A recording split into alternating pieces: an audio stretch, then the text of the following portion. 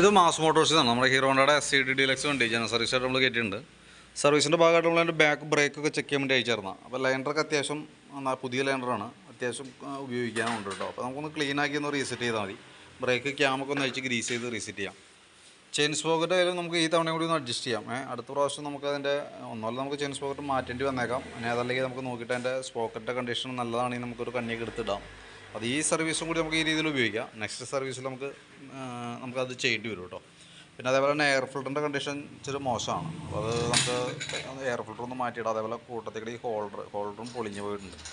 അപ്പോൾ അത് രണ്ടും കൂടി നമുക്കൊന്ന് ചേഞ്ച് ചെയ്ത് തരാം.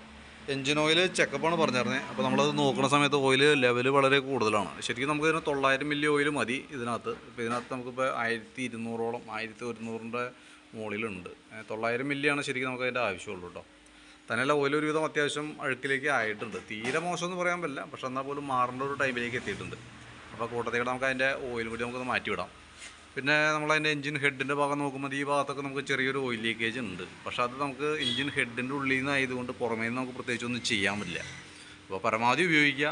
ഓയിൽ ലെവൽ ഈ പറഞ്ഞ രീതിയുടെ ഇത്രയും കൂടുതൽ മെയിൻറ്റെയിൻ ചെയ്യേണ്ട ആവശ്യമില്ല. ഒരു 100 മില്ലിയൊക്കെ ടോപ്പപ്പ് ചെയ്ത് നമുക്ക് യൂസ് ചെയ്യാം. കാരണം ഒരല്പം ലീക്ക് ഉള്ളത് കൊണ്ട് തന്നെ ഓയിൽ ഒരല്പം കുറയാനായിട്ടുള്ള സാധ്യതയുണ്ട്. അപ്പോൾ ഒരു 100 മില്ലി കൂടുതൽ ഒഴിക്കാതിരിക്കുക കേട്ടോ. കാരണം ഞാൻ പിന്നീട് അത് കൂടുതലായിട്ടുള്ള ഓയിൽ സീലുകളൊക്കെ ലീക്കാവാനായിട്ടുള്ളൊരു കാരണമാവും.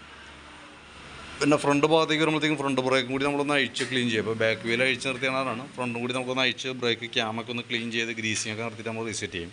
ഫ്രണ്ട് ഫോർക്കിൻ്റെ ലീക്ക് ഉണ്ട്, നമ്മളത് ശ്രദ്ധയിൽപ്പെടുത്തിയിരുന്നു. അപ്പോൾ നോക്കിയിട്ട് നമുക്ക് നെക്സ്റ്റ് അടുത്ത ടൈമിൽ നമുക്ക് ചെയ്യാമെന്നുള്ളത്. കാരണം നമുക്ക് അഴിക്കുന്ന സമയത്ത് അതിൻ്റെ ഫോർക്ക് പൈപ്പൊക്കെ ഡാമേജ് ഉണ്ട്, ഇവിടെ പ്ലേറ്റിംഗ് ഒക്കെ പോയേക്കണേ. അപ്പോൾ നമുക്കൊരു ആവറേജ് ഒരുവിധം ചിലവ് പ്രതീക്ഷിക്കാം. നമുക്ക് രണ്ട് ഫോർക്ക് പൈപ്പ് മാറേണ്ടി വരും. ഓയിൽ വിത്ത് ഓയിൽസീലൊക്കെ മാറ്റിയിട്ട് ഏകദേശം നമുക്ക് 10,000-3000 രൂപ എടുത്ത് നമുക്ക് അതിന് മാത്രം ചിലവ് വന്ന കേസാണ്. അപ്പോൾ പരമാവധി ഓടിക്കുക. അതിന് ശേഷം മാറ്റുമ്പോൾ രണ്ടും കൂടി നമുക്ക് മാറ്റി കളയാം കേട്ടോ. അപ്പോൾ കംപ്ലയിൻറ്റ്സ് പിന്നീട് അത് നമുക്ക് റിപ്പീറ്റ് ഉണ്ടാവില്ല. പിന്നെ സ്പാർക്ക് പ്ലഗ് നമ്മൾ ചെക്ക് ചെയ്യുന്നുണ്ട്. പുതിയ പ്ലഗ്ഗാണ്, ക്ലീൻ ചെയ്ത് കയറ്റിയിട്ടാൽ മതി. പിന്നെ ഈ സൈഡിൽ കിക്കറിൻ്റെ ഒരു ബൂട്ട് റബ്ബറിൻ്റെ ബൂട്ട് ചാടി പോയിട്ടുണ്ട്. അതൊക്കെ മെയിനായിട്ടുള്ളൂ. അപ്പോൾ ഞാൻ അതിൻ്റെ ഏകദേശം ഒരു എസ്റ്റിമേറ്റും ഡീറ്റെയിൽസൊക്കെ ഒന്ന് വാട്സാപ്പിലേക്ക് സെൻഡ് ചെയ്തിടാം. അതായത് നമുക്ക് മെയിനായിട്ട് വേണ്ടത് നമുക്ക് എയർ ഫിൽറ്റർ മാറ്റാം, എയർ ഫിൽറ്റർ ഹോൾഡർ മാറ്റാം, എഞ്ചിൻ ഓയിൽ മാറ്റാം. അതാണ് മെയിനായിട്ടുള്ളത്. പിന്നെ കിക്കറിനൊരു ബൂട്ട് ഇടാം. അത്രയൊക്കെ ഉള്ളൂ മെയിനായിട്ട് കേട്ടോ. അപ്പോൾ ഞാൻ അതിൻ്റെ ഡീറ്റെയിൽസ് വാട്സാപ്പിലേക്ക് ഒന്ന് സെൻഡ് ചെയ്തിട്ടേക്കാം. ഓക്കെ.